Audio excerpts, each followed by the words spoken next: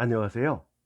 저희 채널은 서울 여의도에 있는 RS 다나 재활의학과에서 응원해주고 있습니다. 격려와 성원에 진심으로 감사드립니다. 그럼 지금부터 작품 만나보시죠. 행진곡 이효석. 혼잡한 밤 정거장의 잡도를 피하여 남에 뒤떨어져서 봉천행 3등 차표를 산 그는 깊숙이 쓴 모자 및 검은 안경 속으로 주위를 은근히 휘돌아보더니 대합실로 향하였다. 중국복에 쌓인 청년의 기상은 오직 늠름하였다. 조심스럽게 대합실 안을 살펴보면서 그는 한편 구석 벤치 위에 가서 걸터 앉았다. 차 시간을 앞둔 밤의 대합실은 물 끓듯 끓었다. 담화, 환조, 훈기, 불안한 기색, 서마서마한 동요, 영운한 경영, 엄숙한 생활에 움직이고 움직이고 또 움직였다. 그 혼잡의 사이를 뚫고 괴상한 눈이 무수히 반짝였다. 시골뜨기같이 차린 친구, 회조한 도리우찌, 어색한 양복 저고리, 짧고 깡통한 바지, 어디서 주워 모았는지 너줄한 훅가고무. 게다가 값싼 금태 안경으로 단장한 그들의 눈은 불쾌하리만치 날카롭게 빛났다. 영리한 그에게 이 어색하게 분장한 시골뜨기쯤이야 감히 두려울 바가 아니었지만 피로를 모르고 새롭게 빛나는 그들의 눈은 몹시도 불쾌하고 귀찮은 존재였다. 그것은 길을 막고 계획을 부수려고 노리는 무서운 독사의 그것이었다. 그러나 이것이 그의 생활과는 뗄래야 뗄 수 없는 고맙지도 않은 존재였다.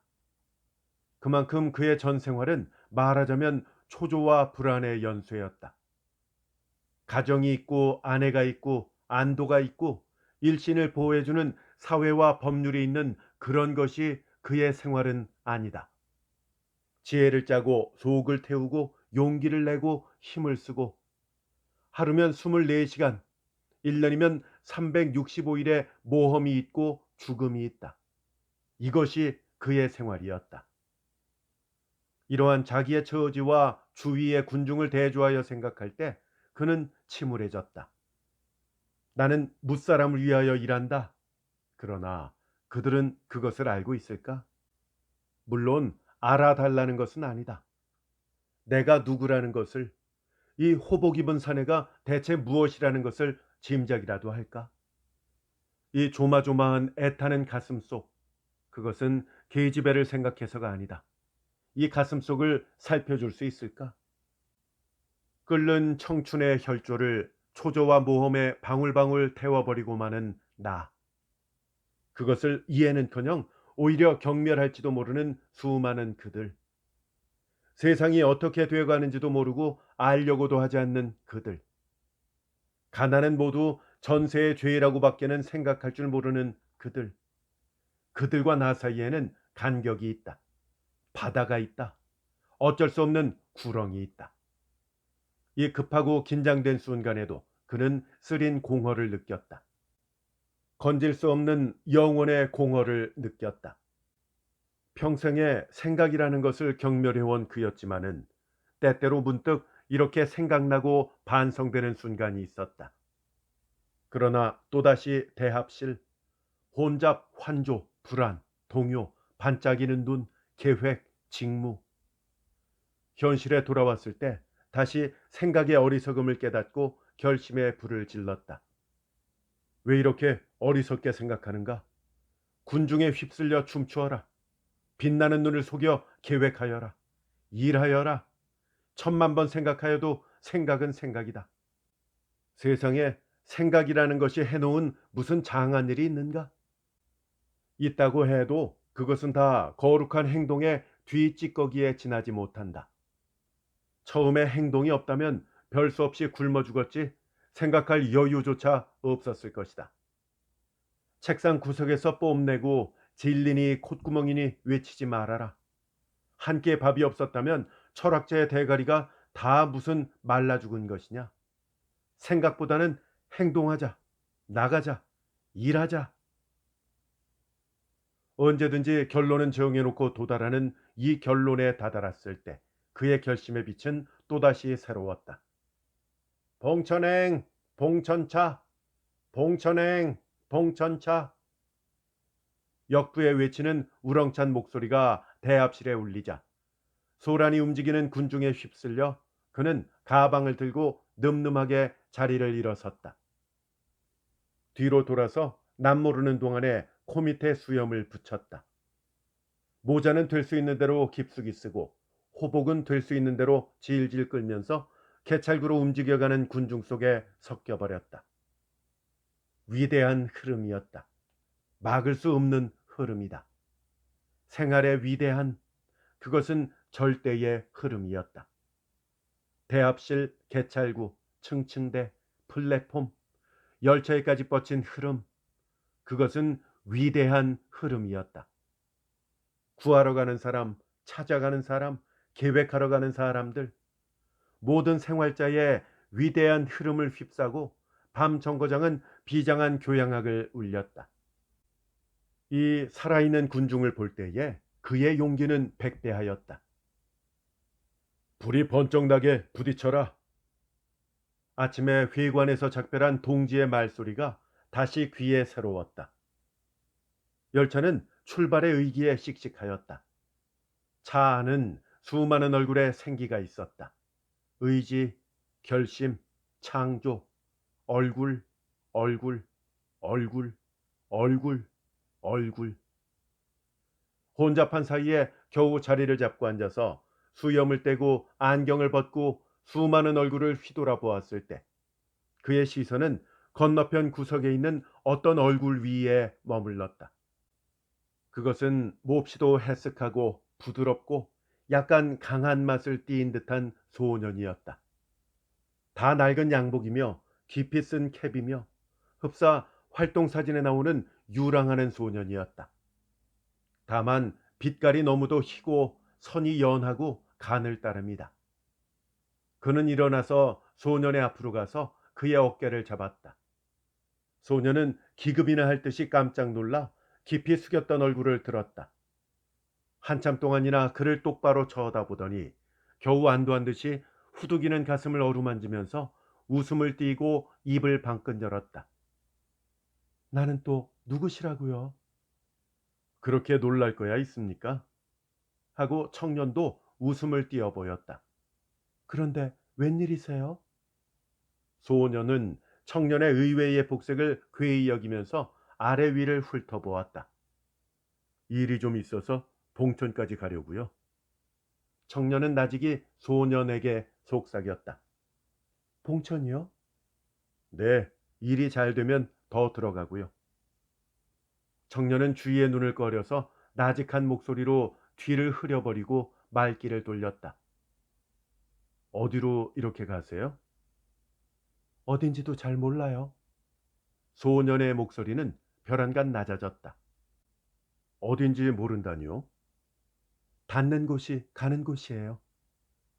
눈물 겨운 소년의 목소리에 청년의 얼굴은 흐려졌다.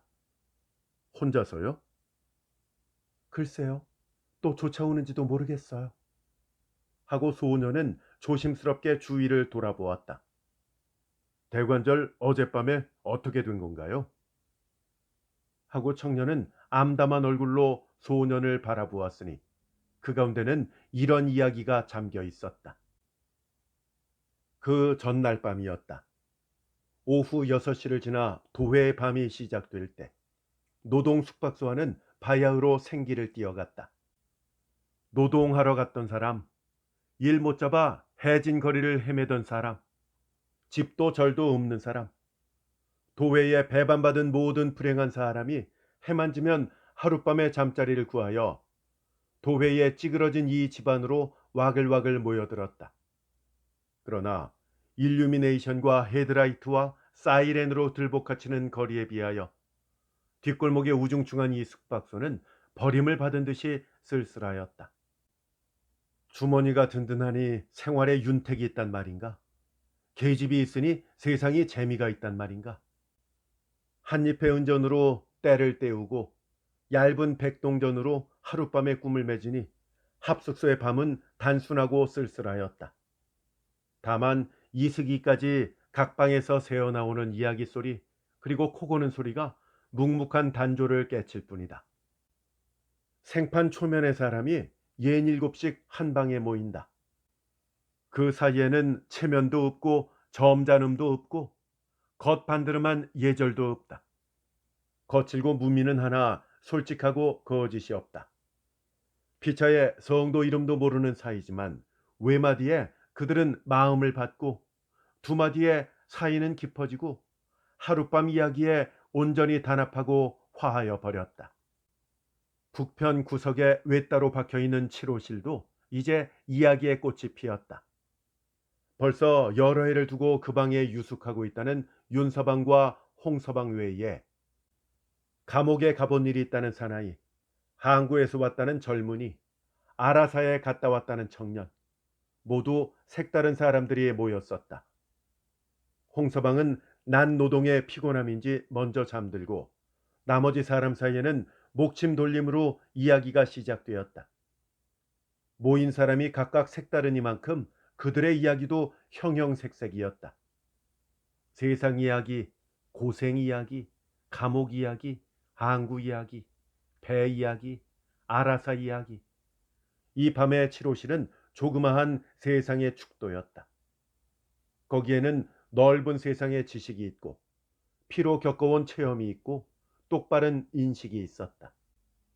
대낮의 거리에서 양장한 색시에게 달려들어 여자를 기절시키고 보름 동안의 구류를 당하고 나왔다는 윤서방의 이야기도 흥미있는 것의 하나였으나 원산에서 해 3위까지 캄캄한 선창에 숨어 물 한 모금 못 마시고 밀항을 했다는 항구 젊은이의 이야기, 러시아 어떤 도회에서 노동자의 시위 행렬에 참가해 거리에서 노래를 부르고 모모 깃발을 휘둘러 보았다는 아라사 갔다 온 청년의 이야기는 여러 사람의 열과 감동을 자아냈다.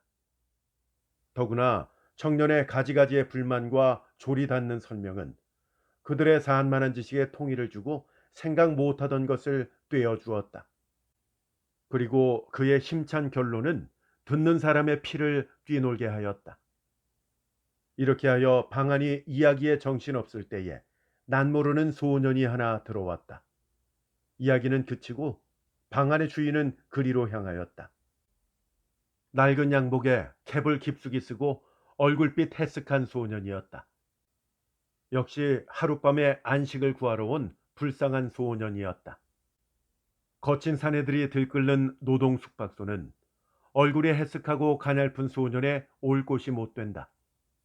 귀한 집 자식이면 집에서 밥 투정을 해도 아직 망발이 안 될 그 나이에, 아무 걱정 없이 학교에 가서 공부에만 힘써야 할 그 나이에 이렇게 거친 파도에 밀려 세상의 참혹한 이면에 찾아오지 않으면 안 되는 소년의 운명이 첫눈에 애처로웠다. 꼿꼿하고 단단은 해 보였지만 얼굴 모습이며 몸집이며 부드럽고 연약한 소년이었다. 어쩐 일인지 그는 맹수에게 쫓기는 양처럼 겁을 집어먹고 불안에 실룩실룩 떨었다. 마치 옛 이야기에 나오는 불쌍한 소년이었다. 어디서 오는 소년이요? 하고 물었을 때 대답은 하지 않고 소년은 쓰다가 버린 숙박신입서 한 장과 숙박권을 내보였다. 18살 되는 직업 없는 소년이요. 내숙의 이유는 역시 잘 데가 없는 까닭이라는 것. 이외에는 아무 별다른 사항도 쓰여 있지는 않았지만 소년의 불안한 기색과 조심스러운 태도로 보아 신변에 어떤 심상치 않은 일이 일어난 것이 확실하였다. 무슨 불안한 일이나 있습니까? 아라사가 부드럽게 물었을 때도 소년은 깊이 쓴 모자를 더욱 깊이 쓰면서 역시 대답을 주저하였다. 밖에서 수근수근하는 이야기가 들리고 벼랑간 바람이 문을 휙 스치자 소년은 기급이나 할 듯이 놀라면서 아리사의 팔을 꽉 붙들었다. 광채 나는 눈으로 문을 바라보는 그의 전신은 부르르 떨렸다. 그는 마침내 좌중을 돌아보면서 안타까운 목소리로 애원하였다. 저의 몸을 좀 숨겨주세요. 좌중은 이 당돌한 애원의 영문을 몰라서 멍멍하였다. 제발 잠깐만 은신을 시켜주세요. 재차 애원하는 목소리는 눈물겨웠다. 아라사는 소년의 팔을 붙들면서 물었다. 무엇에 쫓긴다는 말입니까? 네, 저를 잡으려는 사람이 있답니다. 그게 순사인가요? 아니에요. 얼른 좀 감춰주세요. 밖에서는 발자국 소리가 저벅저벅 났다. 어쩔 줄 모르는 소녀는 초조한 마음에 자리를 일어서서 설설 헤매었다. 차마 볼 수 없는 정경이었다.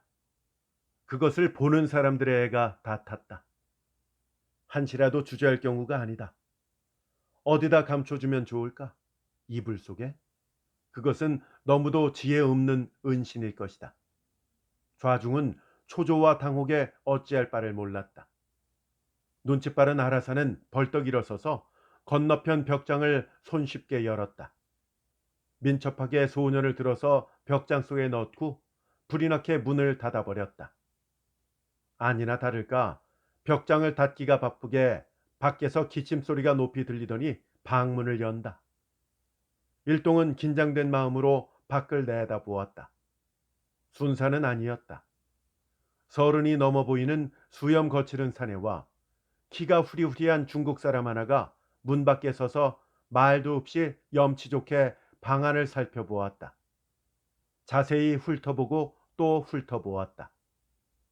고개를 갸웃하고 생각하다가는 의심스러운 눈으로 또 들여다보았다. 그러나 결국 그들의 찾는 대상이 없음을 깨달았을 때 두 사람은 무엇라고 한참 짓거리더니 마침 수염 거칠은 사내가 방 안 사람을 보고 물었다. 캡슨 아이 하나 여기 안 왔습니까? 안 왔는데요. 아무 주제 없이 아라사는 한마디로 엄연히 대답해버렸다. 정녕 안 왔어요? 고개를 다시 갸웃하더니 그 사내는 재차 눌러 물었다. 그러나 아라사의 대답은 여일하였다. 안 왔다니까요. 저 캡 쓰고 양복 입은 아이 말이오. 의심겨운 사내는 추근추근 또 한 번 물었지만 아라사의 여일한 대답은 반감을 일으킬 만치 엄연하였다. 글쎄 안 왔다니까요. 사내는 어그러진 기대에 노기를 품었는지 방안을 노려보더니 문을 닫고 호인과 무엇인지 의논하면서 나가버렸다. 방 안의 긴장은 풀렸다. 쭉 일어나섰던 그들은 안심하고 자리에 앉았다. 겨우 안도가 왔다. 다들 갔나요? 하고 소녀는 벽장문을 열고 뛰어나왔다. 적지 않이 안심한 듯하였지만 불안한 기색은 아직도 다 사라지지는 않았다. 너무도 고마운 그들에게 뭐라고 사의를 표하면 좋을지 몰랐다. 대체 그가 누구란 말이에요? 제 당숙이에요. 당숙한테 왜 쫓기나요? 소녀는 한참이나 말이 없었다. 그러나 하도 여러 번 묻자 그는 나중에 눈물겨운 목소리로 그의 과거와 전후 곡절을 대강대강 이야기하였다. 고향은 황해도의 어떤 해변이었다. 몇 해 전에 단 하나 믿었던 형을 잃어버리고 나니 할 수 없이 늙은 어머니와 그는 당숙에게 의지하게 되었다. 당숙은 원래 넉넉지 못한 데다가 술이 과하였다. 그 후에 장사를 하네 무엇을 하네 하고 동네 거상인 중국인에게서 많은 빚을 냈다. 갚을 능력이 없는 그에게는 이것이 점점 큰 짐이 되었다. 나중에 할 수 없이 그는 중국인의 요구대로 당지를 호인의 손에 넘기게 되었다. 호인은 그 소년을 배에 싣고 중국으로 데리고 들어가려고 하였다. 괴상한 배 안에서 소년은 공포와 고독에 울었다. 그러는 동안에도 항상 몸을 빼칠 기회만 엿보고 있었다. 마침 배가 어떤 조그만 섬에 돛을 내렸을 때였다. 소년은 그와 운명을 같이 한 자기 또래의 동무들과 계획해서 대담히도 탈선을 꾀하였다. 어둠 깊고 바다 검은 어렴풋한 달밤이었다. 무서운 선인들의 눈을 피하여 그들은 완전히 섬 속에 몸을 감출 수 있었다. 섬 사람들의 동정과 호의로 인하여 섬 배를 타고 해안으로 건너왔을 때에 소녀는 그 길로 즉시 서울로 향하였다. 그러나 벌써 그 기밀을 알아차린 호의는 뒤를 밟아 당숙을 끌고 서울까지 쫓아왔었다. 낡은 양복과 깊은 캡으로 감쪽같이 분장을 하였지만 눈치 빠른 그들은 용하게도 뒤를 쫓았던 것이다. 의지할 것 없는 가정, 몹쓸 당숙, 어린 소년, 흉한 호인, 흔히 있는 일이다. 좌중은 이 어린 소년의 기구한 운명에 놀라지 않을 수 없었다. 그래서 나중에는 여기까지 뛰어들어온 거예요. 하면서 소년은 눈물을 씻었다. 아까 그들이 바로 그 당숙과 그 호인입니까? 그렇습니다. 소년의 대답이 끝나기도 전에 방 안에는 벼락이 내렸다. 소년은 파랗게 질려서 그 자리에서 화석이 되어버린 것 같았다. 문이 번개같이 열리면서 아까의 수염 거치는 사내와 호인이 또다시 나타났던 것이다. 노기의 상은 찌그러지고 거칠은 수염이 밤송이처럼 까스러졌었다. 날쌔게 그 사내는 문지방에 몸을 걸치더니 소년의 팔을 거칠게 잡아당긴다. 이년아, 가면 네가 어딜 간단 말이냐? 소년을 보고 벼란간에 년이라고 하는 모순된 말소리에 방아는 다시 놀랐다. 모두 멍멍하여 말할 바조차 모르고 사내와 소년을 등분으로 바라보았다. 사내는 반항하는 소년을 온전히 끌어당겼다. 노기의 전신을 떨면서 어쩔 줄을 몰랐다. 못된 계집애 같으니 요리조리 피해 다니면 어떻게 할 소견이란 말이냐? 하면서 험상궂게 소년을 쥐어박았다. 그 바람에 깊이 썼던 소년의 모자가 벗겨져 달아나고 이때 방사람의 놀람은 컸다. 서리서리 틀어올렸던 머리채가 거먹게 풀려내렸다. 가냘프던 소년은 벼란간 늠름한 처녀로 변하였다. 가는 눈썹, 흰 이마, 검은 머리, 다시 보아도 늠름한 처녀였다. 방한 사람들은 믿을 수 없는 듯이 의아한 눈으로 그녀를 똑바로 바라보았다.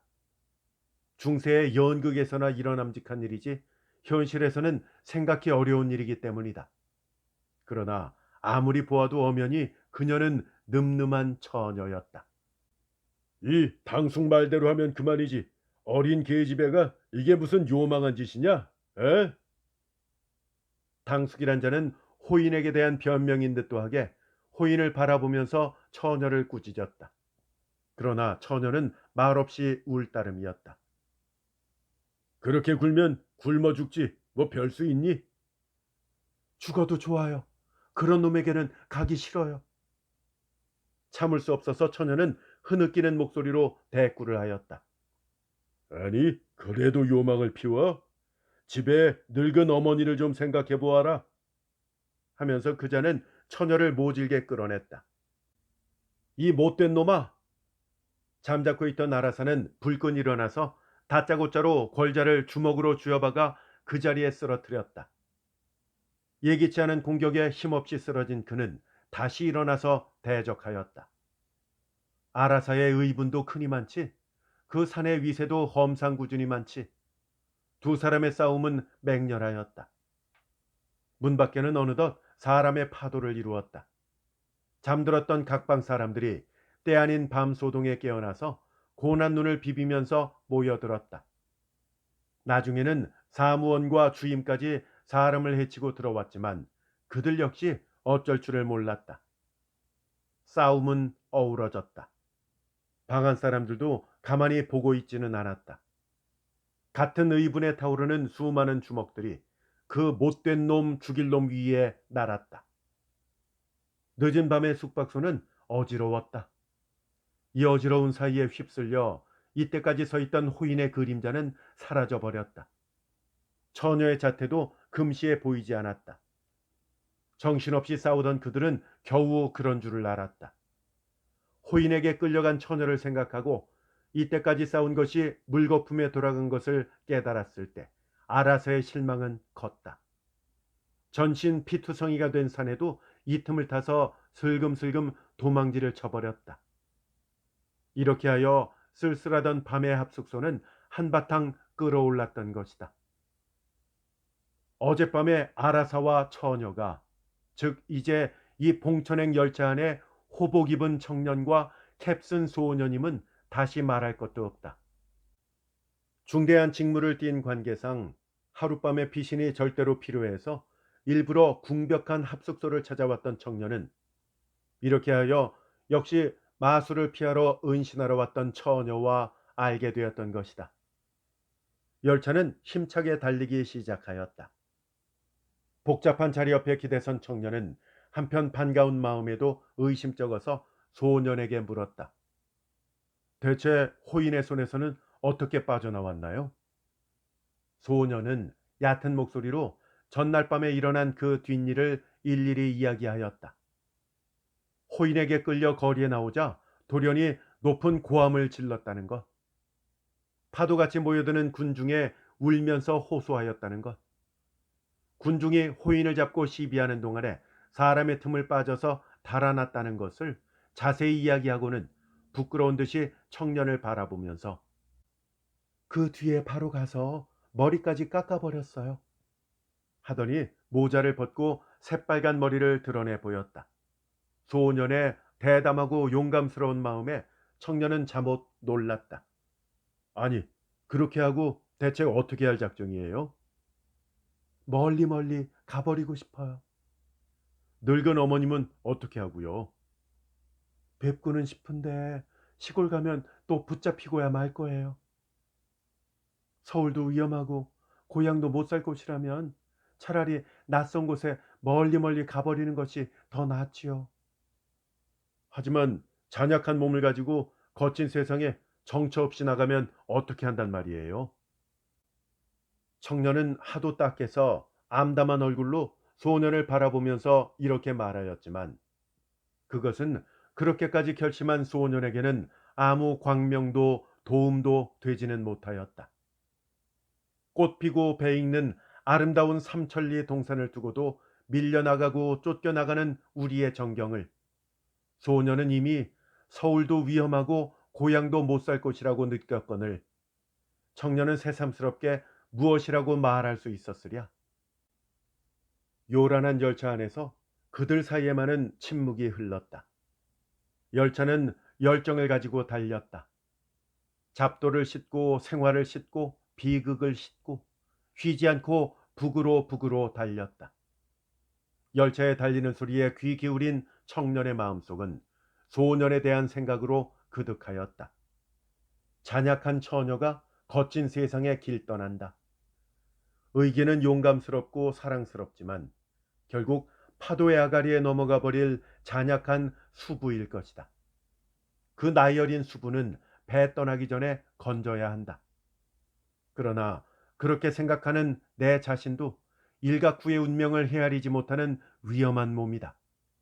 무슨 힘으로 그녀를 건질 수 있을까? 여기까지 생각해 왔을 때 청년의 마음은 슬펐다.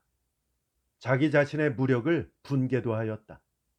결국은 늘 다다르는 결론, 나가자, 일하자에까지 이르자 수많은 군중의 잡도를 뚫고 무섭게 빛나는 시골뜨기의 시선이 돌연히 청년의 눈과 부딪혔다. 청년은 깜짝 놀랐다. 그는 겨우 소년의 생각으로 하여 잊어버렸던 자기의 중대한 직무와 책임에 깨어났다.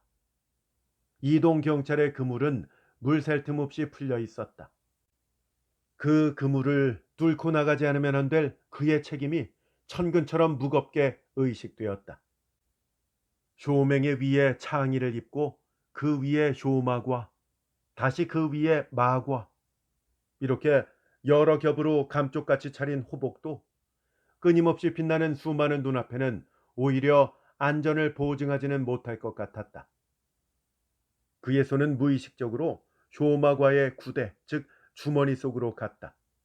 그 속에는 중요한 서류와 만일의 경우에 몸을 막아야 할 그 어떤 것이 들어가 있었던 것이다.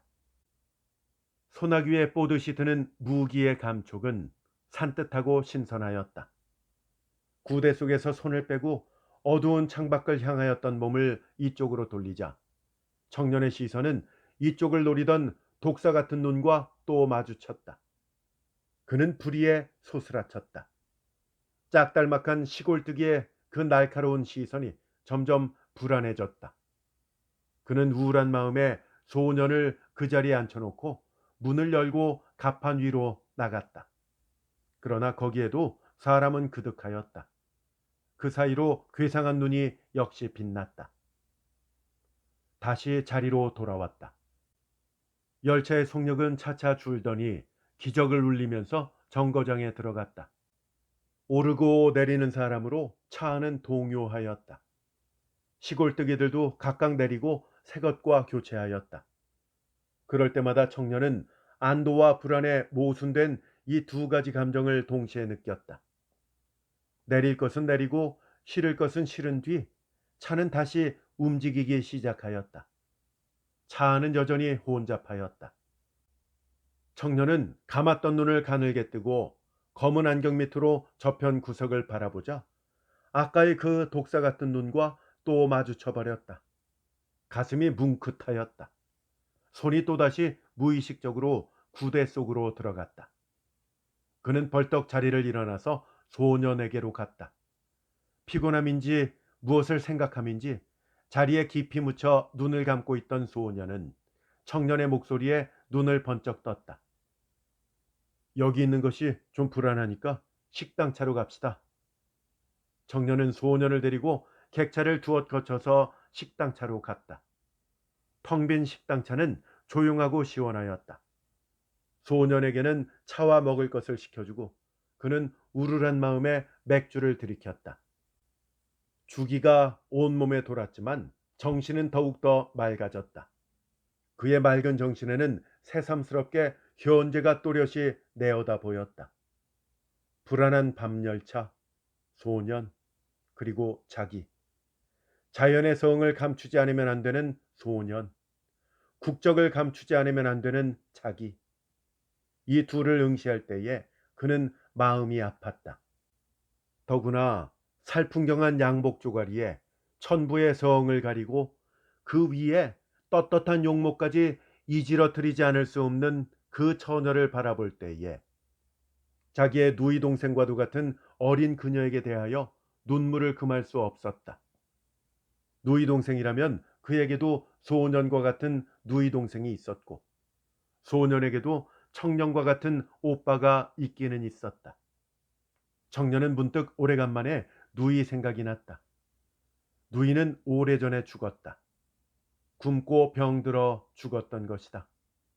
주사 안 대면 훌륭히 살릴 것을 그것도 못해준 그였다. 그 생각을 하면 가슴이 아프고 뼈가 저렸다. 그는 한갓 굳은 결심으로 그 가슴 저린 뼈를 억제해왔던 것이다. 창밖에 어둠은 깊고 식당차는 경쾌하게 흔들렸다.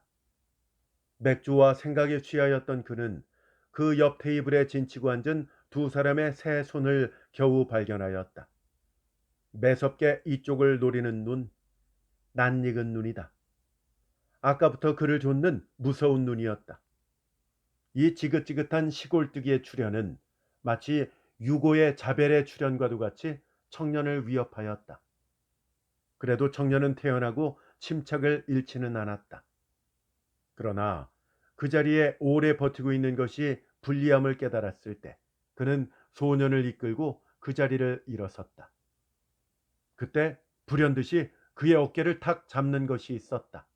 그리고 그의 앞을 탁 막는 것은 그 시골뜨기였다. 청년은 뭉클하였지만 자약하게 앞을 뿌리치고 나가려 하였다. 그러나 그들은 청년의 팔을 붙잡았다. 일은 일어나고야 말았구나. 그는 문득 느끼자 있는 대로의 용기와 힘을 다하내었다. 이렇게 된 이상 해볼 대로는 해봐야 할 것이다 하고 이를 꼭 물었다. 그의 앞에는 벌써 아무것도 없었다. 힘차게 팔을 뻗치고 쏜살같이 문께로 향하였다.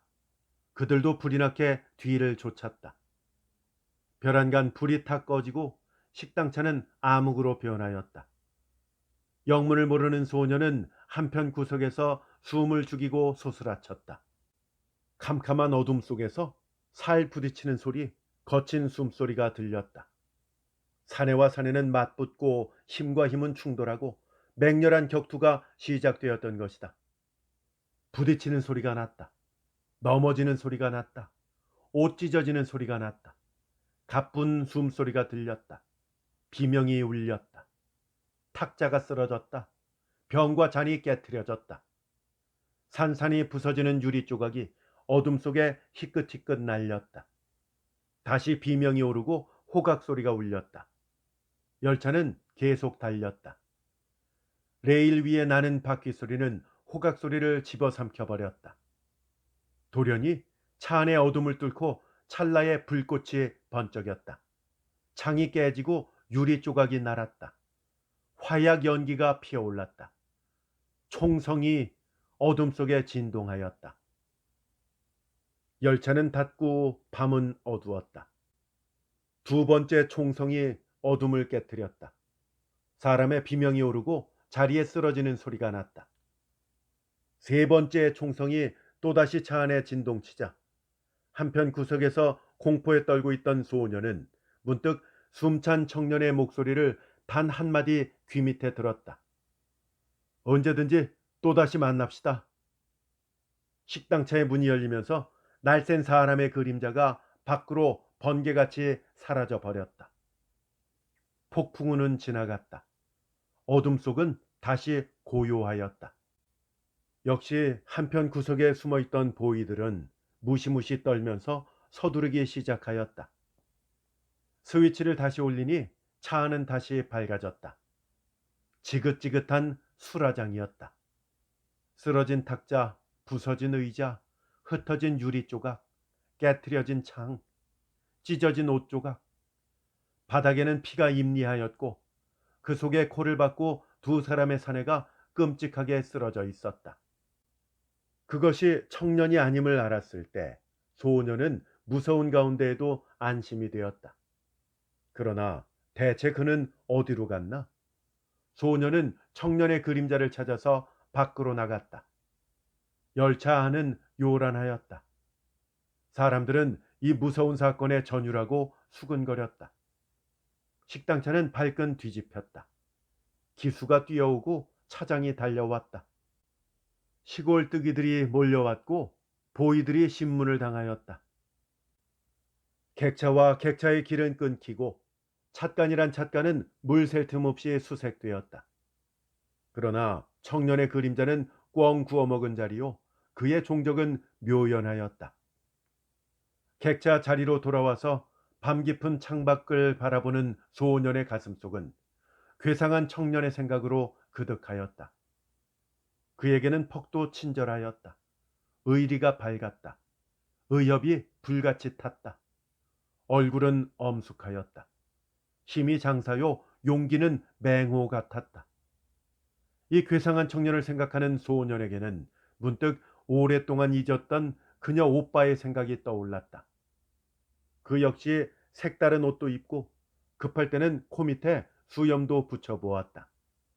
눈 날리는 북극에 가서 얼어도 보고 요란한 중국에 가서 연설도 하였다. 아라사도 갔었고 옥에도 가보고 서울에서 도망질도 쳐보았다. 그러다가 지금에는 죽었는지 살았는지 여러 해 동안 자취가 아득하였다. 풍설에 의하면 브라질에 갔다는 말도 있고 혹은 인도에 갔다는 사람도 있고 다시 아라사에 들어갔다는 소문도 들렸다. 그러나 어떤 말이 옳은지 하나도 걷잡을 수가 없었다. 그 오빠의 생각이 불현듯이 소년의 가슴에 떠올랐던 것이다. 그 오빠가 지금 고향에 있었더라면 자기의 이러한 비극도 일어나지는 않았을 것이다 하고 생각할 때 소년의 눈은 뜨거워졌다. 그는 다시 오빠와 청년을 비교하여 보았다. 기상이라든지 용기라든지 그들은 어쩌면 그리도 똑같은가? 그 청년이 지금 나의 오빠라면 오죽이나 기쁠까? 그러나 그는 어디론지 사라져 버렸다. 늠름하고 훌륭한 그들이 왜 싸우고 피하고 쫓기고 사라지지 않으면 안 되는가? 어렸을 때 이야기 잘하던 오빠 밑에서 자라난 소녀는 이제 와서 똑바로 그 무엇을 파악하였다. 기차는 여전히 달렸다. 차 안은 아직도 소란하고 수물거렸다.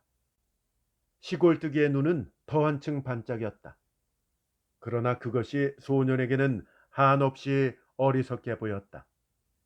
지혜 있는 청년, 비호 같은 청년은 이미 감쪽같이 종적을 감춰버린 뒤이다. 그는 지금에는 벌써 다른 곳에서 다른 길을 뚫고 나갈 것이다. 아무쪼록 조심해서 잘 사세요. 소년은 마음속으로 청년의 앞길을 축복해 주었다. 그리고 언제든지 또다시 만납시다 하던 청년의 말소리를 생각한 그는 그동안에는 나도 배우고 알아서 다시 만날 그때는 그와 함께 손을 잡고 일할 만한 훌륭한 나의 자태를 보여주자 하고 처녀답지 않은 용감스러운 결심을 마음속에 굳게 맺었다. 어둠을 뚫고 열차는 맥진하였다. 어둠의 거리는 각각으로 줄어갔다. 밤은 어느덧 새벽을 바라보았다. 새 아침을 향하여 맹렬히 달리는 수레바퀴의 우렁찬 음향.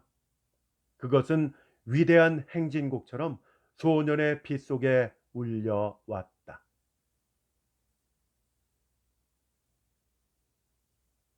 이효석 작가의 단편소설 행진곡이었습니다.